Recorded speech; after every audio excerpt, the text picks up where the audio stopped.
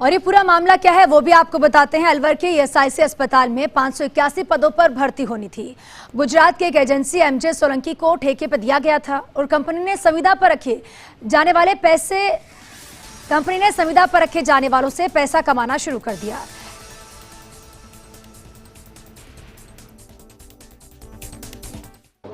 तो हमने यहाँ सर्च के अंदर 4,50,000 रुपये इस होटल में सर्च में भरत पूनिया से रिकवर किया है। और हमें इन्होंने बताया, भरत पूनिया ने बताया कि साहब इनका जो कंपनी का पार्टनर है मिनेश पटेल, वो आज दिनों 15 लाख रुपए लेके यहाँ से रवाना हो गया। तो उसको फिर एसीबी ने ऊपर सूचना देके और अजमेर एसीबी टीम ने गेगल के अंदर उसको रिटर्न किया, तो उनसे 15 लाख रुपए बरामद हुए हैं। और एक जो एम्स जोधपुर का कर्मचारी था महिपाल यादव, उसका बहुत महत्वपूर्ण योगदान था इसके अंदर। वो एक्चुअल में यहीं का अलवर ज़िले का रहने वाला था। वो यहाँ के लोगों को झांसा देके जो संविदा पे भर्ती होने वाले थे कर्मचारी, उनको स्थायी पदों का लोभ देके और इनसे साँठ-गाँठ करके और 4 सैलरी जो उनको मिलने वाली थी किसी से 4 गुना जो सैलरी मिलने वाली थी उसका 4 गुना, किसी 3 गुना वो एडवांस में ले रहे थे और उनको नियुक्त करवा रहे थे। कितने पदों पे भर्ती? लगभग ये 90 पदों पे उन्होंने भर्ती कर ली थी। कुछ छोटे मोटे पद थे, उन पर प्रक्रिया इनकी जारी थी। इसमें किन लोगों को गिरफ्तार किया है? अब तक हमने भरत पूनिया जो हमारे यहाँ पर कस्टडी में है और एक महिपाल यादव है, उनको जोधपुर टीम ने डिटेन किया है। और जो मिनेश पटेल है उनको अजमेर टीम ने डिटेन किया है। उनके खिलाफ कार्रवाई चल रही है। अलवर के अंदर जो ईएसआईसी मेडिकल हॉस्पिटल और जो कॉलेज है उसके अंदर एक तरह से सुविधा कर्मी के रूप में कुछ भर्तियां होनी थी, जिसका एग्रीमेंट गुजरात की एक कंपनी है उसका और यहाँ के बीच में एग्रीमेंट हुआ था, उसके तहत भर्तियां होनी थी। तो पिछले कई दिनों से अलवर के अंदर ये भर्तियां हो रही थी, उसकी जानकारी हमें लगी, और उस जानकारी को हमने डेवलप किया और हमने टेक्निकल जो हमारे संसाधन हैं उनका भी यूज़ करके वो जो सारी जानकारी जुटाई। उसमें ये सामने आया कि जो यहाँ एसजे सोलंकी कंपनी, गुजरात की जो कंपनी है, उसके जो एम्प्लॉय यहाँ भर्तियाँ कर रहे थे, शर्तों के अनुसार वो लोग भर्ती जिन लोगों की हो रही थी उनसे पैसे नहीं ले सकते थे, लेकिन फिर भी ये लोग उनसे नर्सिंग कर्मी के 1.5 से लेकर 2 लाख और उससे ज़्यादा रुपये भी लोगों से लिए। इसके अलावा नर्सिंग सहायक थे, उनके 60,000 से लेकर 90,000 तक के रुपए इन्होंने लिए। ये अभी तक लगभग 100 लोगों की भर्तियां कर चुके हैं, जिनमें कुछ लोग सिफारिशी हैं, लेकिन इसके अलावा ज़्यादातर लोगों से इन्होंने पैसों की वसूली की है। उस सूचना के तहत हम कई दिनों से इस पर काम कर रहे थे। पिछले 2-3 दिन से हम अलवर में थे और उसी दरमियान हमने जो जानकारी जुटा के पूरी उसको डेवलप करके कार्रवाई की है।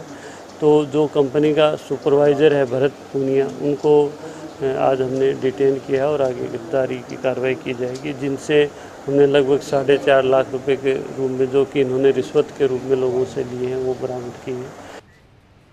राजस्थान को भ्रष्टाचार मुक्त बनाने के प्रयास के चलते डीजीपी एल सोनी के निर्देशन में अलवर में कार्रवाई को अंजाम दिया गया। तो वहीं इसी कड़ी को जोधपुर से जोड़ते हुए एम्स की नर्सिंग कर्मी महिपाल यादव को भी गिरफ्तार किया गया।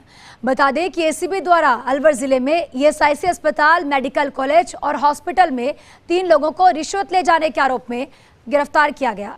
उधर पकड़े गए नर्सिंग कर्मी से 80,000 रुपए नकदी भी बरामद की है।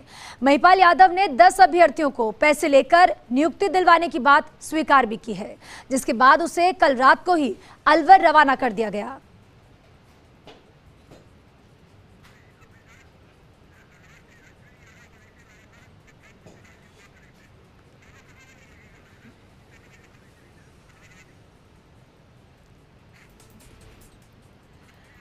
और इसी खबर पर आपको कड़ी से कड़ी जोड़ते हुए तमाम जानकारी बताएंगे हमारे सहयोगी। अलवर से अश्विनी यादव जुड़ चुके हैं, तो वहीं जोधपुर से राजीव गौड़ भी मेरे साथ जुड़ चुके हैं। सबसे पहले अलवर का रुख कर लेते हैं। अश्विनी, ये पूरा मामला क्या था? अब तक कितने लोगों की गिरफ्तारी हुई और कितने पैसे अभी तक एसीबी के हाथ लगे हैं? और सबसे बड़ी बात यह भी कि पूछताछ में क्या कोई बड़े नाम सामने आ सकते हैं?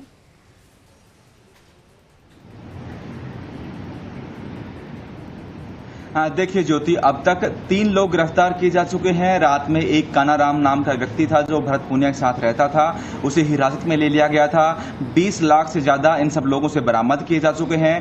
15 लाख की जो खेप मालिक जो इस कंपनी का था वो ले जा रहा था, वो गिरफ्तार किया गया था। इससे पहले भी जो बताया गया ऑफिशियल्स की ओर से कि 15 लाख रुपए इससे पहले भी वो ले जा चुका था यहाँ पे, लेकिन इस बार जब वो अलवर आया, एसीबी की पूरी नजर थी। 3 दिन से टीम यहाँ पर रैकी कर रही थी और मैं जहाँ खड़ा हूँ ये ESI अस्पताल है, मेडिकल कॉलेज है। यहाँ पर एसीबी की टीम ने सारे वो केबिन खंगाल लिए थे जहाँ एक कर्मचारी बैठकर काम कर रहे थे। इनकी काम का मोड क्या है, किस तरह मोडस ऑपरेंडी इनकी होती है, वो पूरा काम एसीबी ने कर लिया था।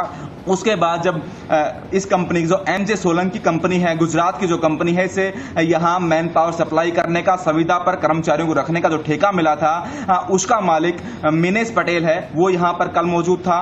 जब वो यहाँ से पैसे लेकर रवाना हुआ, मालाखेड़ा तक टीमों ने यहाँ पीछा किया, उसके बाद उसे जाने दिया गया और भरत पूनिया को होटल में छापा मारकर गिरफ्तार किया। भरत पूनिया से जो सारे इनपुट्स मिले उसके आधार पर आगे कार्रवाई शुरू हुई। एसीबी की टीम ने जाल डालकर अजमेर में मिनेश पटेल को गिरफ्तार किया, महिपाल यादव को जोधपुर में गिरफ्तार किया, क्योंकि महिपाल अलवर का ही रहने वाला है और इस कंपनी से पहले से ही वाकिफ था।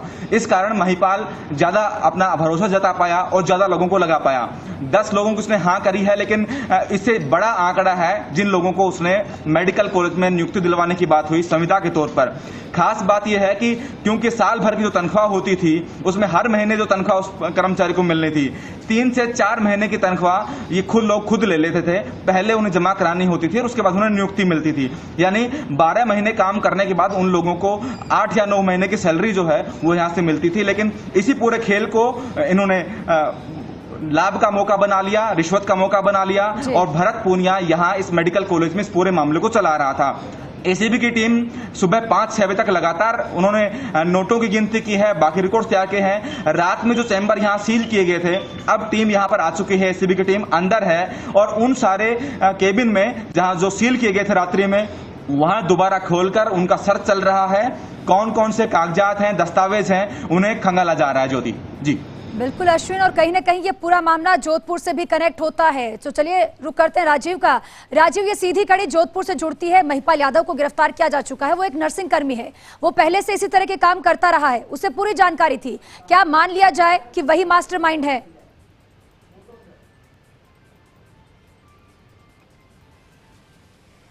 देखिए, निश्चित रूप से ज्योति, सबसे बड़ी बात है कि जोधपुर एसीबी के जो DIG विष्णुकांत है, उनकी टीम में 2 स्टार ऑफिसर हैं।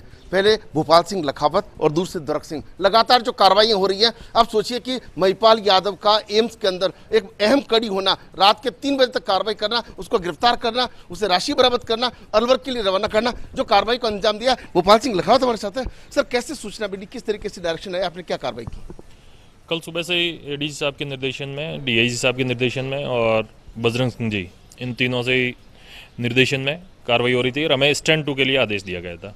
शाम को जैसे ही सूचना कंफर्म हुई, हमें गोपनीय रूप से पता करके उसको दस्तयाब किया, उसके घर की सर्च की, जो कार्रवाई रात को 11-12 बजे तक चली और रात को ही हमने उसको यहाँ से रवाना किया, जो अभी अलवर पहुँच चुका है। जो प्रारंभिक पूछताछ हुई उसमें क्या क्या निकला है और उसके अलावा कुछ बरामदगी भी, राशि भी बरामद की आपने, कुछ लिस्ट भी आपके हाथ लगी है? 80,000 रुपये की नकद राशि बरामद की गई और उसके घर से लूज 2-3 पेजेस मिले थे जिसपे कुछ कैंडिडेट्स के नाम थे, जिसमें से कुछ के आगे F या इस तरह से लिखा हुआ था और कुछ का उसने खुद ने एक्सेप्ट किया कि ये इनका सिलेक्शन हुआ है और इसके लिए पैसे का लेन देन हुआ था। सर, एक सीनियर ऑफिसर, आपको क्या लगता है एम्स के कर्मचारी का जिस तरीके से इसके अंदर, तो आपको लगता है कड़ी से कड़ी जुड़ती है, तो कुछ और भी ऐसे बड़े खुलासे हो सकते हैं? हाँ, इस तरह की शिकायतें और भी काफ़ी जगह मिल रही है और इसमें भी काफ़ी नाम और जुड़ सकते हैं। जिस तरह से आपकी पूछताछ हो रही थी, तो उसका जो कॉन्फिडेंस था, उससे लगता था कि वो पहले से इन सब कामों में लिप्त है या उससे कुछ इस तरह के और भी कुछ कामकाज किए हैं? हाँ, इस चीज़ से इनकार नहीं किया जा सकता। ये निश्चित रूप से इन चीज़ों से काफ़ी समय से जुड़ा हुआ था। हो सकता है इससे पहले भी इसने किया हो, ये एक इन्वेस्टिगेशन का विषय है।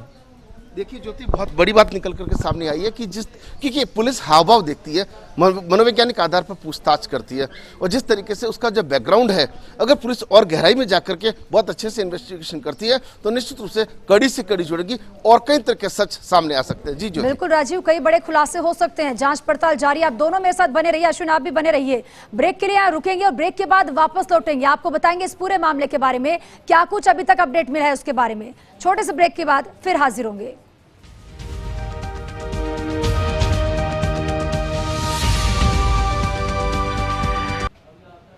ब्रेक के बाद एक बार फिर से आपका स्वागत है। और जिस तरह से बड़ी कार्रवाई के बारे में हम बात कर रहे थे, कोरोना काल है, रोजगार की हर किसी को आवश्यकता है और रोजगार दिलवाने के नाम पर बड़ी ठगी की वारदात को अंजाम दिया गया। लेकिन एसीबी की टीम ने 3 लोगों को गिरफ्तार किया है। भंडाफोड़ करने के लिए लगातार पूछताछ भी जारी है। मेरे सहयोगी मेरे साथ बने हुए हैं। सबसे पहले जोधपुर का रुख कर लेती हूँ, राजीव मेरे साथ बने हुए हैं। राजीव, ये जानना चाहूंगी कि एसीबी को आखिर क्लू कहां से मिला? क्या कोई ठगी का शिकार हुआ युवक जिसने इसकी शिकायत दी हो एसीबी ने? क्या कुछ अभी तक जानकारी है?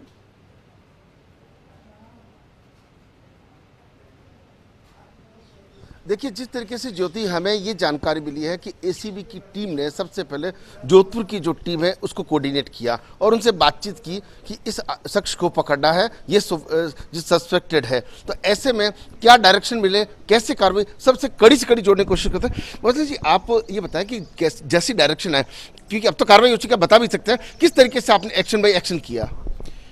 एक्शन बाई एक्शन यही था कि सुबह से ही हमें स्टैंड 2 के लिए कहा गया था। हम रेडी रहे सरकारी गवाहों के साथ, तो पूरे दिन वो इंतज़ार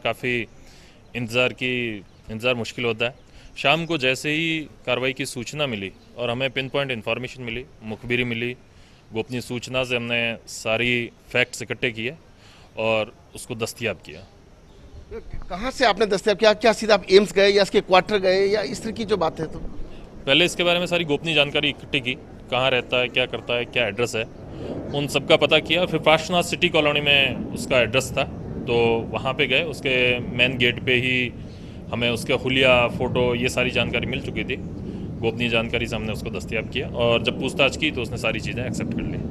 सर, आमतौर पे ऐसे जो अपराधी होते हैं वो जल्दी टूटते नहीं है, तो क्या आपको 3rd डिग्री का या थोड़ा सा टाइट होना पड़ा, या वो पुलिस को, टीम को देख के खुद ही सारा बल एक एक बात स्वीकारता गया? नहीं, जब सच्चाई सामने आ जाती है, फैक्ट्स पुलिस के पास होते हैं, तो मुलजिम तुरंत टूट जाता है। तो इसी तरह इसको पता था कि कमजोरी है, तो उसने तुरंत एक्सेप्ट कर लिया। सर, अब इस मामले में जब पूछताछ होती है, रिमांड जब मिलता है, तो अब आगे का जो प्रोसेस है, तो जोधपुर की टीम का या अलवर की टीम का अब आगे ऐसे मामले में क्या प्रोसेस रहता है?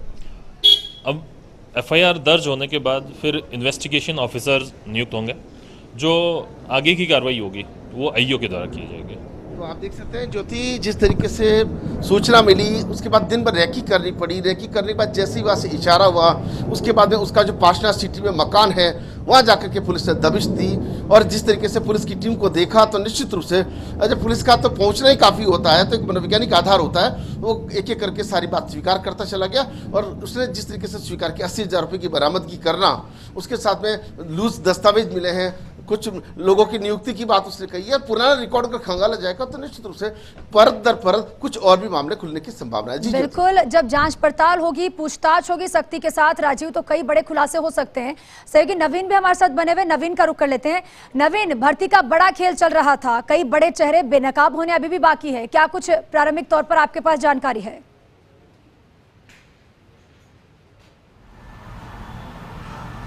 ये देखिए, बिल्कुल वाकई में ज्योति, एसीबी की टीम पिछले 1 माह से इस पूरी कार्रवाई के अंदर लगी हुई थी। एसीबी के जो एडिशनल एसपी हैं बजरंग सिंह, वो तकरीबन 3 दिन से अलवर के अंदर डेरा डाले हुए थे। उनकी पूरी टीम अलवर में डाली हुई थी और पूरी इसकी रैकी की जा रही थी, किस तरह से ये पूरा खेल होता है। एसीबी ने कई नंबर सर्विलांस पर ले रखे थे, सर्विलांस के आधार पर इस पूरी कार्रवाई को अंजाम दिया गया। एसीबी ने तकरीबन हजारों की संख्या में फ़ोन कॉल सुने और एसीबी को दरअसल एक गोपनीय सूत्र के माध्यम से सूचना मिली थी कि ये जो अजमेर का जो ईएसआईसी हॉस्पिटल और मेडिकल कॉलेज है, ये जो संविदा कर्मियों की भर्तियों के नाम पर, यानी जो नर्सिंग कर्मियों की भर्ती हो रही थी, उसके अंदर ये 1.5 से 2 लाख रुपए की रिश्वत की डिमांड की जा रही थी। और जो इसके साथ जो अर्दली थे, नर्सिंग कर्मी अर्दली, उनसे तकरीबन 60 से 90 हज़ार रुपए की रिश्वत की डिमांड की जा रही थी। एसीबी ने इसका वेरिफिकेशन करवा और वेरिफिकेशन के बाद में पूरी जानकारी सत्य साबित हुई। तो इसके बाद कल एसीबी ने 3 लोगों को गिरफ्तार किया है।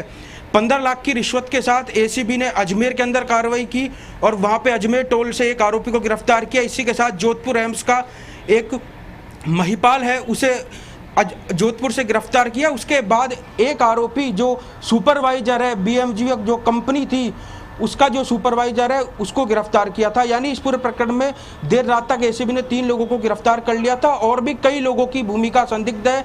एसीबी ने कई लोगों को डिटेन कर रखा है, उनसे पूछताछ की जा रही है।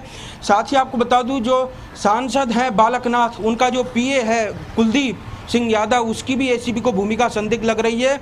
वो 5 लाख रुपए की उसने डिमांड की थी, लेकिन जो कंपनी थी वो 4 लाख रुपए को देने के लिए तैयार हो गई थी, लेकिन वो 5 लाख रुपए की रिश्वत की डिमांड कर रहे थे और उसके बाद उनकी भी भूमिका संदिग्ध है। हो सकता है आज या कल में एसीबी की टीम उन्हें पूछताछ के लिए बुला ले। जो तीनों आरोपियों को एसीबी ने देर रात गिरफ्तार किया था, उन्हें आज एसीबी कोर्ट में पेश करेगी। कोर्ट से संभवतः इनका रिमांड मांगा जा सकता है और रिमांड मांगने के बाद इनसे पूछताछ होगी, कड़ी से कड़ी जोड़ी जाएंगी, व्हाट्सएप कॉल रिकॉर्डिंग खंगाली जाएंगी व्हाट्सएप के साथ में, और किन किन से इनसे बात होती थी। और तकरीबन एक बड़ा खुलासा कि तकरीबन ये 100 लोगों से पैसा ले चुके थे। 90 से 100 लोग ऐसे थे जिनसे पैसा ले चुके थे और तकरीबन 500 से 550 भिन्न भिन्न प्रकार के पदों पर भर्ती होनी थी, जिसमें 32 से 33 पद थे, उनकी भर्ती होनी थी। लेकिन ये सबों से पैसा ले रहे थे और साथ ही जो रसूखदार लोगों के लगातार इन लोगों के पास फोन आ रहे थे कि हमारे एक को कर दीजिए भर्ती, तो उसको लेकर भी अब एसीबी ऐसे रसूखदार कौन कौन हैं उनकी भी फाइलें खंगालेगी और उनसे भी एसीबी पूछताछ करेगी। तो एसीबी को एक बड़ा खुलासा होगी, तो कोई बड़े खुलासे हो सकते हैं। कई ऐसे नाम भी सामने आ सकते हैं, क्योंकि जैसे आपने बताया कि पूरी प्लानिंग के साथ कार्रवाई को अंजाम दिया गया है, फोनों को भी सर्विलांस पर रखा गया, तो कई ऐसे नाम जो लग रहा था कि शायद ये लोग शामिल नहीं होंगे, वो भी नाम सामने आ सकते हैं। आप तीनों मेरे साथ बने रहिए इसी खबर पर। ब्रेक के बाद वापस लौटेंगे और पर दर पर ये पूरे मामले की कड़ी क्या है वो आपको समझाने की कोशिश करेंगे। ब्रेक के बाद हाजिर होंगे।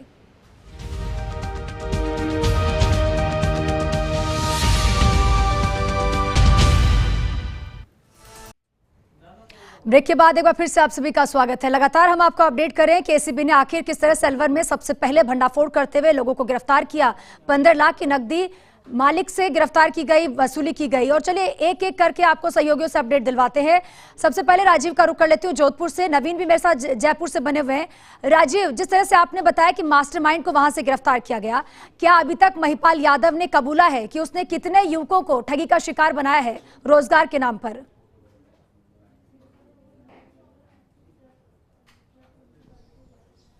देखिए ज्योति, निश्चित रूप से आपके सवाल का जवाब देंगे, लेकिन आपको एक बैकग्राउंड में लेके जाएंगे। जोधपुर के एम्स में नौकरी को लेकर के पिछले 1-1.5 साल से कई तरह के युवक आरोप लगाते रहे हैं। इस तरह की बातें सामने भी आई है। कम से कम अब ये जब भंडाफोड़ हुआ है तो हो सकता है उसकी भी परतें खुलती नजर आएंगी। जो भोपाल सिंह लखावत वरिष्ठ अधिकारी हैं, उन्होंने जो कार्रवाई से पूछ लिया था, सर जब पूछताछ की तो उसने क्या क्या स्वीकार किया है? उसने यही स्वीकार किया कि 4 महीने की सैलरी है वो हम उससे एडवांस लेते हैं और उसके बाद ही उसको अपॉइंटमेंट देते हैं। और जो परिचित थे, जो भी जूनियर्स थे, जो परिचित थे, उन सब से ये कारस्तानी की है। इवन उसके पास लिस्ट भी मिली इसकी। सर जो लिस्ट मिली थी, क्या वो हस्तलिखित थी, क्या टाइप्ड थी, उसके आगे कुछ राशि का कुछ उल्लेख था क्या? हस्तलिखित थी, राशि का उल्लेख नहीं था, परंतु कमेंट्स टाइप था। कुछ जिनको सेलेक्ट किया उनके आगे अलग तरह के निशान थे, जिनको नहीं लिया गया उनके आगे FF या इस तरह से लिखा हुआ था। सर जब पार्शना सिटी में आप दबिश करने पहुंचे तो उस वक्त वहां पे उनके परिवार में कौन कौन थे? किस तरह से आपको उसको चुनौती का सामना करना पड़ा या इजीली उसे सरेंडर कर दिया? परिवार में उसकी मिसेस थी और एक भतीजी थी जो पढ़ाई करती है, तो वहाँ पे कोई विशेष दिक्कत नहीं हुई, परेशानी नहीं है। और उन लोगों ने सर्च के दौरान भी कॉपरेट किया। लेकिन प्रारंभिक तौर आपने मोबाइल भी का चेक किया होगा, कुछ क्या मोबाइल के अंदर कुछ डाटा, कुछ इस तरह की कोई जानकारी मिली है जिससे कि आप कह सकते हैं कि कुछ ताज़ा कल रात कुछ ने कोई जोधपुर में किसी से पैसे लिए हों? हाँ नहीं, ऐसी कोई जानकारी नहीं मिली। 1-2 कुछ डॉक्यूमेंट्स या चेक्स थे, तो उसने यही बताया कि ये तो मैंने किसी से उधार लिए, इस तरह का बताया था। उसमें कोई विशेष चीज़ तो नहीं मिली थी। तो आप देखिए कि जिस तरीके से 80,000 रुपये बरामद किए गए हैं, सूची मिली है, और जो जिस तरीके 4-4 महीने की सैलरी लेने की बात सामने आई है, तो निश्चित रूप से देखिए ज्योति, इसकी परतें जब खुलेंगी तो ये 100 का आंकड़ा नहीं होगा, लगता है कि आंकड़ा बड़ा हो सकता है, और हो सकता है कि ये खेल लंबे समय से चल रहा हो। जिस तरीके से एसीबी की टीम 1 महीने से पीछे लगी हुई थी, अब कहीं जाकर के जब भंडाफोड़ हुआ तो निश्चित रूप से कुछ और गहरे राज है जिनके खुलने की भी संभावना है। जी बिल्कुल राजीव, कई गहरे राज हैं जो अभी खुलने बाकी है। एसीबी की टीम लगातार जारी है जांच पड़ताल में, पूछताछ में। नवीन का रुख कर लेते हैं। नवीन, अगर समझा जाए जिस तरह से सबसे ज्यादा जरूरत अगर किसी इंसान को होती है तो वो रोजगार ही होती है, ऐसे में इन युवकों ने, इन आरोपियों ने यही फायदा उठाया है, सबसे ज्यादा रोजगार की आवश्यकता की नब्ज को पकड़ते हुए लोगों को बेवकूफ बनाकर ठगी की वारदात को अंजाम दिया। अगर सीधे तौर पर समझा जाए तो कितने करोड़ों का घोटाला हुआ होगा?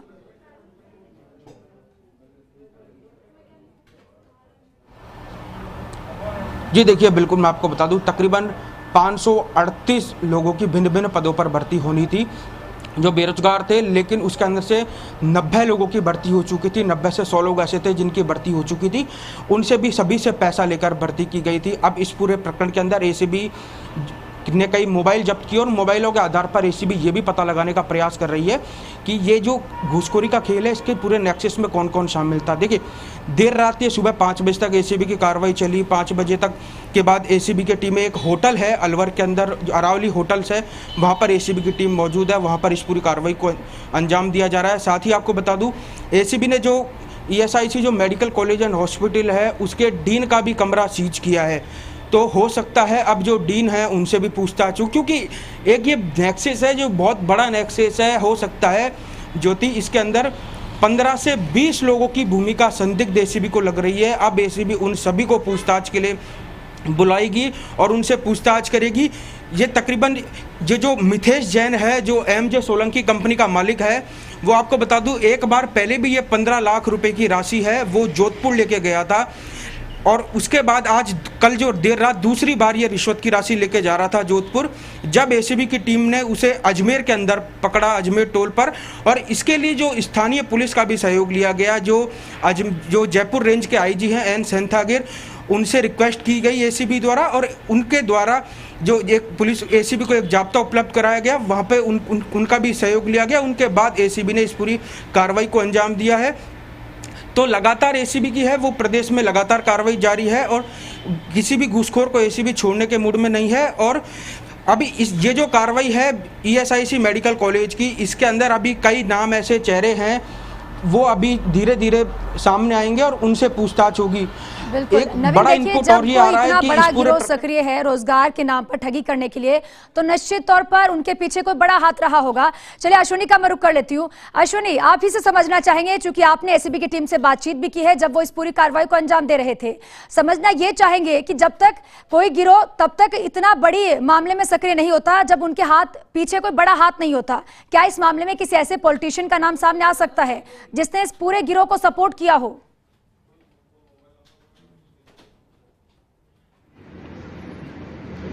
देखिए, गिरोह को कितना सपोर्ट हुआ है ये अलग बात है। अभी एसीबी की टीम ये बात भी खंगाल रही है कि गुजरात की जो किसी नेता का हाथ हो सकता है, उसके बारे में सब चीजें कर रही हो, क्योंकि ना केवल अलवर का, इसके अलावा भी दूसरी जगह जो है वहां का भी ठेका उनके पास था।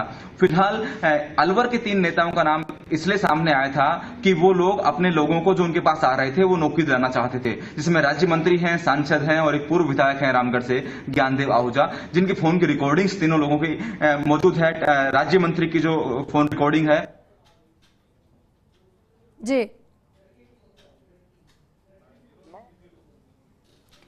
तो जिस तरह से एसीबी की टीम लगातार जांच पड़ताल कर रही है और अलवर के चूंकि 3 नेताओं के नाम साफ तौर पर शामिल हो रहे हैं, सामने आ रहे हैं, और अश्विनी आप ही से जानना चाहेंगे किन किन के नाम अभी तक सामने आए हैं और प्रारंभिक तौर पर क्या कुछ जानकारी मिली है? राज्य मंत्री टीकाराम जूली हैं, पूर्व विधायक ज्ञानदेव आहूजा हैं और बाबा बालकनाथ के पीए हैं। इन 3 लोगों को नाम पूर्व विधायक ज्ञानदेव आहूजा हैं और बाबा बालकनाथ के पीए हैं। इन 3 लोगों को नाम सामने आया है। मेरे साथ ASP विजय सिंह हैं जो लगातार अलवर में इस टीम को मॉनिटर कर रहे हैं। यहाँ पर अभी मेडिकल कॉलेज के डीन है, मेडिकल सुपरिटेंडेंट और बाकी जो स्टाफ है, इनसे बातचीत ये लोग करें। मैं अभी इनसे पूछ लेता हूँ, सर क्या अब तक जो बड़े डेटा सामने आए हैं आपके सामने, कितने करोड़ से ऊपर का एक घोटाला इसमें लगता है कि इन्होंने रिश्वत वसूले हैं। देखिए अभी हम यहाँ पे सर्च कर रहे हैं और सर्च के बाद जो भी रिपोर्ट होगी आपको दे देंगे। अभी सर्च जारी है, हमारी सर्च टीम काम कर रही है, यहाँ भी पूछताछ कर रहे हैं, जो भी आंकड़े सामने आएंगे आपको दे देंगे। जो हमने उनको अभी कल सील किया था अब देख रहे हैं, अभी 7 कमरे हैं जिनको सील किया है और जाएगी, उसके बाद आपको बता देंगे।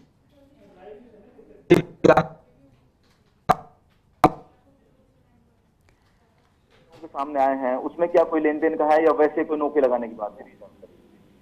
देखिए ये एसपी विजय सिंह है जो जांच कर रहे हैं, ये डीन मैडम है। मैडम कितना यहाँ का मेडिकल कॉलेज का इसमें रोल रहता है, कितना उस ठेका वाली जो कंपनी है मिनेश पटेल की, उसका इसमें कितना क्या रोल था? मिनेश पटेल की उसका इसमें कितना क्या रोल था? यहाँ पर जो भी भर्ती कॉन्ट्रैक्चुअल बेसिस पे हुई है, तो मेडिकल कॉलेज का सिर्फ इतना रोल है कि हम एक टेंडर फ्लोट करते हैं जितनी हमारी पोस्ट होती है, और वो टेंडर जिस भी कंपनी को अवार्ड होता है थ्रू प्रॉपर प्रोसेस, उसके बाद वो एजेंसी की जिम्मेदारी है कि हमने जितना उनको वर्क ऑर्डर दिया है वो उतना हमारे को मैन पावर सप्लाई करते हैं। तो उसमें मेडिकल कॉलेज का सच कोई रोल नहीं होता। क्या जिन लोगों को हम ओके करते हैं ये ठीक है या ये ठीक नहीं है?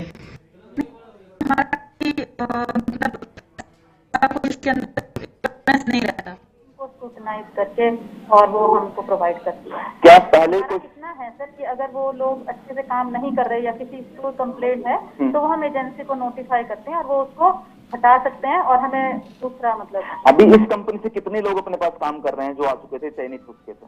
तो ये प्रोसेस चल ही रहा था और अभी तक हमारे पास वो जो 108 लोगों का वर्क ऑर्डर दिया है, करीब 80 के आसपास अभी लोग इनकी तरफ से दिए गए हैं और टोटल 531 इनको देने थे। 531 का टेंडर था, तो अभी हमने जितनी हमारे को इस टाइम रिक्वायरमेंट है उतनी उनको 108 का भी हमने उनको वर्क ऑर्डर। इससे पहले कोई शिकायत आपके पास ऐसी आई हो? नहीं, हमारे पास कोई लिखित या ऐसी कोई शिकायत अभी तक तो नहीं आई, क्योंकि अगर ऐसा होता तो हम जरूर कोई कार्रवाई करते। यहाँ सुप्रीडेंट भी हैं, उनकी भी जान लेते हैं एक बार कि क्या अब तक कोई शिकायत उनके पास आई थी या कोई कार्रवाई इसमें पहले हुई थी, आपके सामने कुछ हुआ? एक बड़ा अजीब है कि आप यहीं बैठते हैं, एसीबी को मतलब सब सूचनाएं पहुंच जाती हैं, यहाँ 3 रैकी भी हो जाती है और आपका कैसे सूचना नहीं आती? कोई शिकायत कब से कंपनी अपने यहाँ काम कर रही है? कंपनी को हमने जी अश्विन, बिल्कुल एसीबी की टीम का अपना एक प्रोसेस होता है, जांच पड़ताल चल रही है और अभी बहुत सारे नाम ऐसे हैं जो वो शायद अभी नहीं बताएंगे, लेकिन जब चीजें पुख्ता हो जाएगी जांच पड़ताल के बाद तब निश्चित तौर पर बड़े खुलासे हो सकते हैं। आप तीनों का बहुत बहुत शुक्रिया जुड़ने के लिए और तमाम जानकारी पर दर पर बताने के लिए, समझाने के लिए। आज छोटे से ब्रेक के लिए रुकेंगे, जल्द हाजिर होंगे।